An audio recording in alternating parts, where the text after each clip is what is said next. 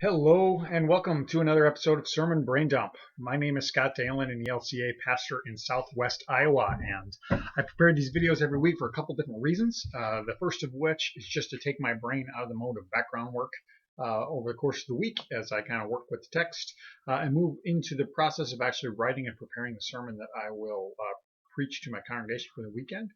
And the second reason for doing these videos is just to allow you, the viewer, who have come across it for whatever has brought you here, to gain some different insight into the assigned gospel text for the week. So that's kind of why I do these. This particular Sunday, which is June 26, 2016, coming to the end of June, which means that 2016 is almost halfway over already. Holy cow, how did that happen? This particular Sunday is the sixth Sunday after Pentecost, so we're about a month and a half into the season of Pentecost now. Flying right along, although a nice long season will take us all the way through into November. So we're just getting started. The gospel reading for this particular Sunday comes from Luke chapter 9, verses 51 through 62. This particular portion of text is kind of odd. It almost seems like it's about four different instances that are all kind of just smashed together. Four different encounters, and it's almost kind of like two different parts. There's the first part, which is kind of like one single little situation that's an encounter in and around a Samaritan village. And then after that, it's three more interactions with Jesus and just some random person each time, or three different random people. And it speaks about the cost of discipleship, the cost of following Jesus would maybe be a way to classify this. It's interesting in that it occurs in between two particular situations when Jesus is sending some of his followers out to proclaim the gospel, to proclaim the good news, or to proclaim the kingdom of God is kind of what he says. Initially, it's just the 12 disciples, and he sends them out to rely upon the hospitality of the people that they're preaching to, or that they're proclaiming the gospel to. And that's the instance when he says, take no bag, take no extra tunic, etc., etc., etc. And if they receive you, wonderful, say peace to this house. And if they don't receive you, knock the dust off your sandals as a warning to them and depart. So that has happened before, and actually directly after this passage is the instance when Jesus sends out the 70 followers, 2 by 2, into the towns and villages where he himself expected to go. So that's coming right up, right after this. So all of this is kind of happening within a pattern, this particular story. And I bring that up because it kind of influences a little bit of what we see in terms of this first interaction in around the Samaritan village. So that's kind of a little bit of background of where we are. One last important point, and then I'll actually dive into the gospel here, is that we hear that Jesus sets his face towards Jerusalem. That's actually a verse that's within the reading. Now this is interesting because it points to Jesus knows where he's ultimately going. And it's ultimately going to culminate in Jerusalem, where he will be betrayed and arrested and crucified and killed, and then raise again, and then ultimately that he will ascend to heaven. That's how Luke ends with Jesus' ascension, and then also when we pick up in the book of Acts, which is of course written by Luke as well, it picks up with the ascension as well. So that's kind of that overlapping little tidbit. But that's where this is going. And Jesus is turning his face towards Jerusalem. Now, this is chapter 9. Jesus doesn't actually get to Jerusalem until the end of chapter 19. So it takes a lot of time for him to get there. And who knows at what point during his 3-year missionary work, or not missionary, his 3-year ministry, where exactly at what point this is and how much time elapses between now and when he actually arrives. But his face is turned towards Jerusalem with intention. Jesus is intentionally going to where this important work will culminate. So, okay, now all that aside, let's go ahead and jump in. When the days drew near for Jesus to be taken up, that's the ascension, he set his face to go to Jerusalem. Okay, so that's what I was talking about. So his gaze is pointing that way. And he sent messengers ahead of him. On their way, they entered a village of the Samaritans to make ready for him. But they did not receive him because his face was set towards Jerusalem. When the disciples, James and John, saw it, they said, Lord, do you want us to command fire to come down from heaven and consume them? But he turned and rebuked them. And then they went on to another village. Okay, that's the first portion. I'm going to stop there for a second. So remember that Jesus has already sent them out. And when he sends them out, he gives them authority over diseases and demons. So the disciples have already gotten a little bit of taste of supernatural God power, for lack of a better way to put it. That's really probably not the best term to use, but I don't know what else to say. Sometimes there's a joke between some of my old seminary classmates, some of my friends from there. We always talked about our ordination when we get our special Jesus powers. Now, there's nothing to that. It's just a joke. But here we actually see that Jesus literally has given them authority over demons and diseases so they can go and cure and cast out demons. So they've had a taste of that. Now they're back with him, and they're somewhere up in Galilee, which if you're familiar with the region, Galilee is to the north of Judea. Then there's Samaria, or the area of the Samaritans that we hear about, and then Jerusalem in Judea is kind of farther to the south. So if we have Israel in Jesus' time, there's different regions, different sections. And the Samaritans, if you're familiar, are the people who are kind of the descendants of the intermingling between the Jewish people and the Assyrians who came into the northern kingdom clear back like 1000 BC. No, not that far. 700-ish BC. And in the conquering of the Assyrian empire over the northern kingdom of Israel.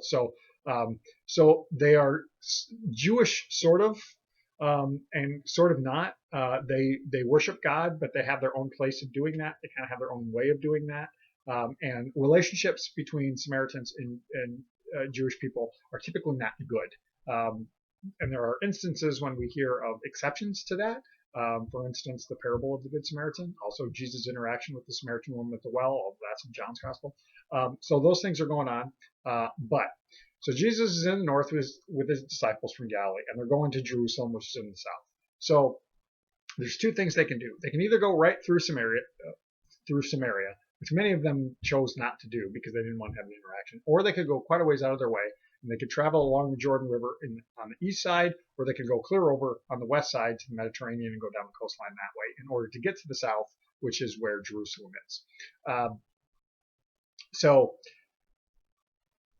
So that's the background and the history and kind of what's going on there. So anyway, because Jesus' face is turned towards Jerusalem, the people deny. He sent his messengers, whoever they are, one or two disciples. He sent them on ahead. They say Jesus is coming, but he's on his way to Jerusalem. And for whatever reason, the Samaritans say, no, we don't want him here. Could be because someone going to Jerusalem is likely Jewish, and so they don't want them there.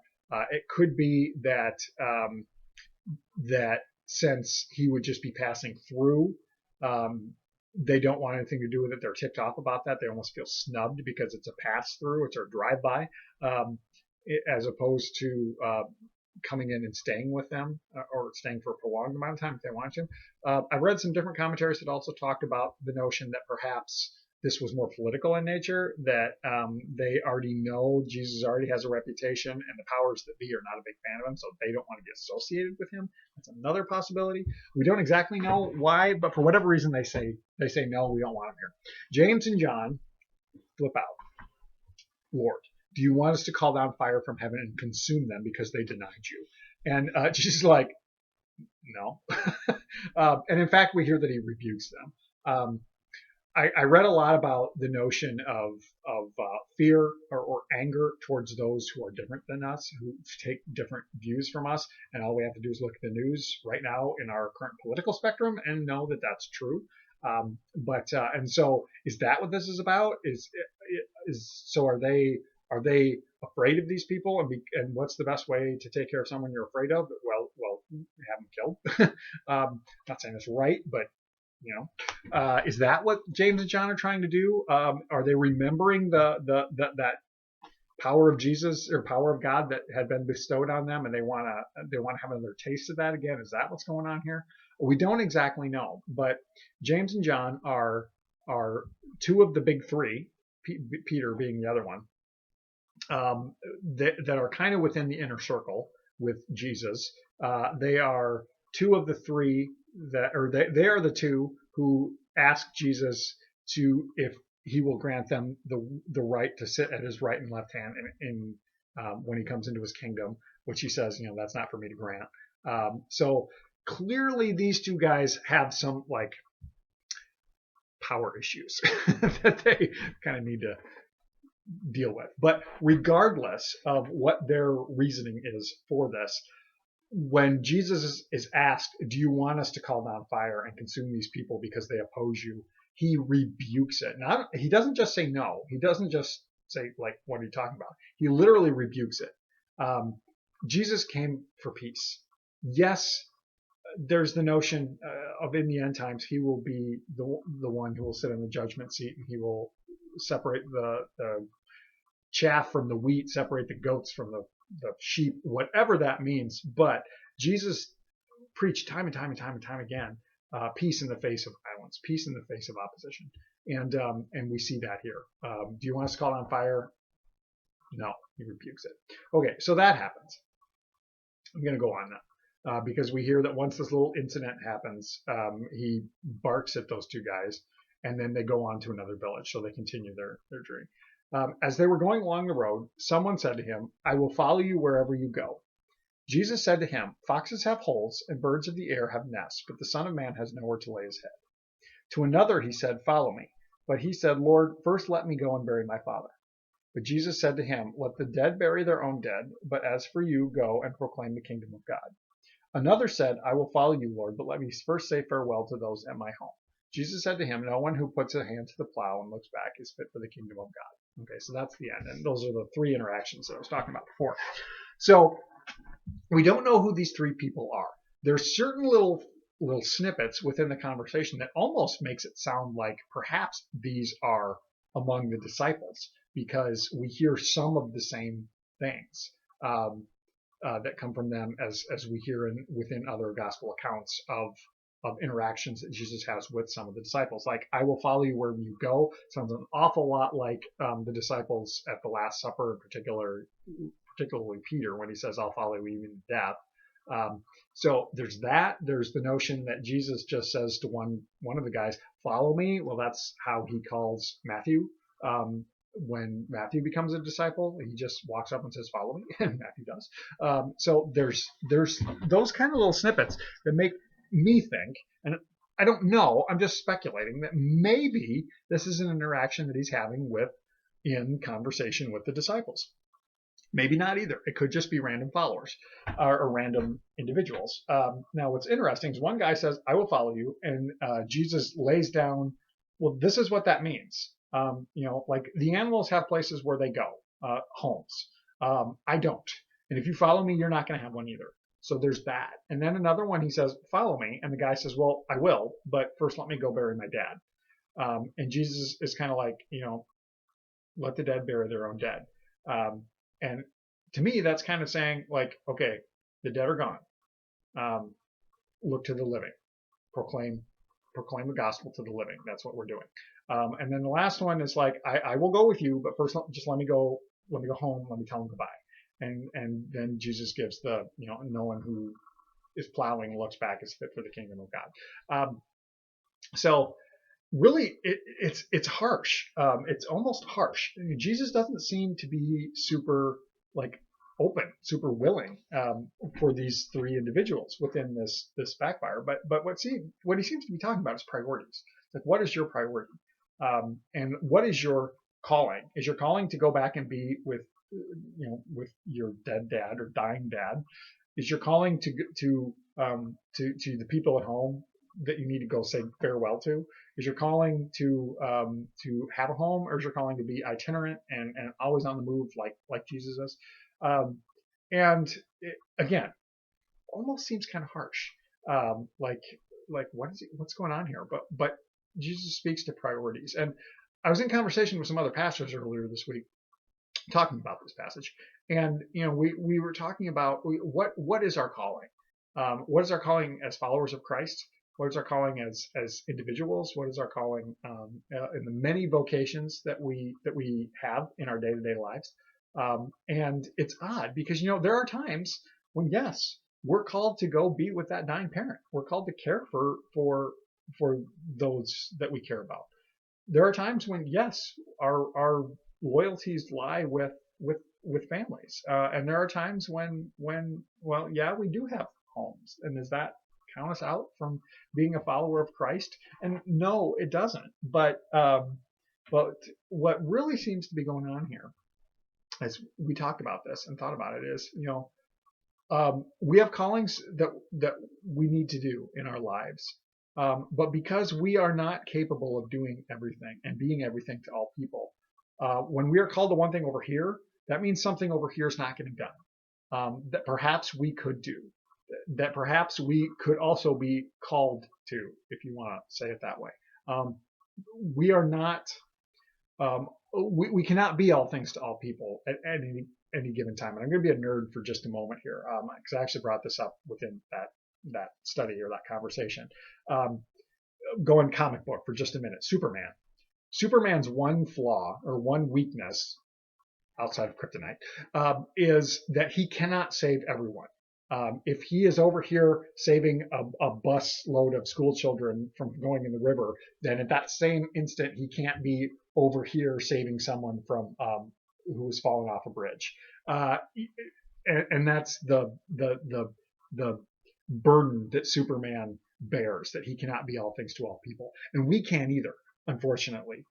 So what we are called to over here takes us away over here. And if we're thinking about priorities, that's kind of where that notion comes from. Now, coming full circle, where am I going with all this? Where's Jesus potentially going with all this? That in the end, no matter what we do, no matter how good of our intentions are, no matter how much good we maybe accomplish, it's not enough. It's never enough. It doesn't buy our salvation. We don't save the world through that. We can't do that. We will come up short. Somehow, some way, we will always come up short. And yet, in the midst of all this, I ask the question, so where's the good news? And the good news, at least for me, that I find in this, is not in what Jesus says. It's in what Jesus has done. And we go all the way back to the beginning of this. And what has Jesus done? He has turned his face towards Jerusalem. He willingly goes and accomplishes that which we cannot accomplish on our own. Because in the end, the work that God does through Jesus Christ in the cross and in the death and resurrection of Jesus accomplishes that which we cannot do on our own. Because in the end, we all need Jesus to stand with us. And that's the message of Luke in particular of the four Gospels. Luke really shows us that Jesus stands with the marginalized. And we've seen that in the last 2 weeks worth of videos that you could go back and look at if you're interested. But Jesus stands with the marginalized, those who are pushed to the side, those who are isolated because of their circumstances. Well, in the end, we are all isolated by the presence of sin within our lives, and we need Jesus to stand with us. That's the good news. That is why Jesus sets his face towards Jerusalem, to accomplish that which humanity as a whole cannot accomplish on our own. So that's kind of where I'm going with this whole deal. If you have thoughts, questions, comments after reading this, by all means, share those down in the comment section. If you like what you hear, give me a subscribe, and I do them every week. So they keep on coming back. Otherwise, I hope you have a blessed week, and we will catch you next time.